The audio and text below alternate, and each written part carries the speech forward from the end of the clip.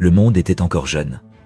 Les rivières coulaient libres, les montagnes murmuraient des secrets anciens, et la nature dansait, pure et puissante, entre les mains du Créateur. L'homme fragile et curieux avait reçu la terre en héritage. Il labourait, il semait, il nommait les bêtes, il regardait le ciel avec une innocence que rien n'avait encore souillée.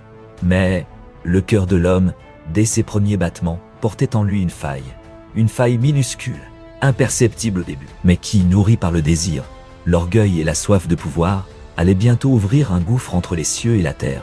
Les jours passèrent, les hommes se multiplièrent.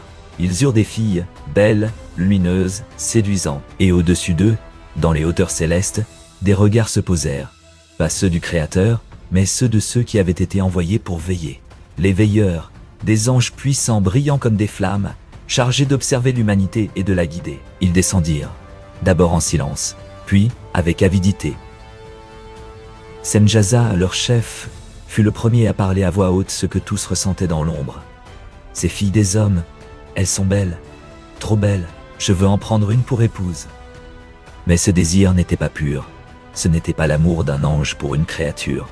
C'était la convoitise, et cette convoitise allait enflammer les cieux. Un soir, au pied du mont Hermon, 200 veilleurs se réunirent. Le vent était calme, mais les cœurs, eux, brûlaient d'une fièvre irréversible. Semjaza les regarda un à un, et leur dit « Si je fais cela seul, je serai maudit. Et vous resterez dans les hauteurs. Jurez de le faire avec moi. » Alors, tous, sans exception, prononcèrent un serment terrible, un serment d'alliance, d'interdiction de retour, un pacte scellé dans le feu de leur rébellion, et ils descendirent. Quand leurs pieds touchèrent le sol, la terre frémit, les montagnes vibrèrent, et les hommes levèrent les yeux, émerveillés par leur éclat surnaturel. Ils n'étaient pas comme nous. Leur peau brillait, leur voix résonnait comme un chant d'or et de tonnerre.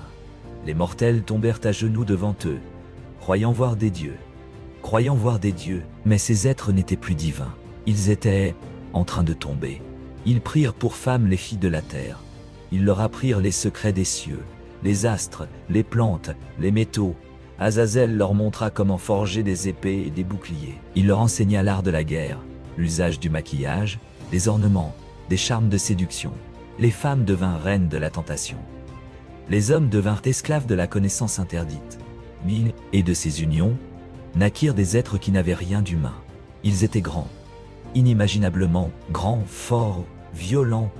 Ils grandissaient plus vite que les arbres. Ils riaient face aux bêtes sauvages. Ils tuaient pour se nourrir. Ils tuaient pour jouer. Ils tuaient pour le plaisir. Les Néphilim. C'est ainsi qu'ils furent appelés, les géants, les dévoreurs de mondes. Des créatures nées d'un mélange impossible entre la lumière céleste et la chair terrestre.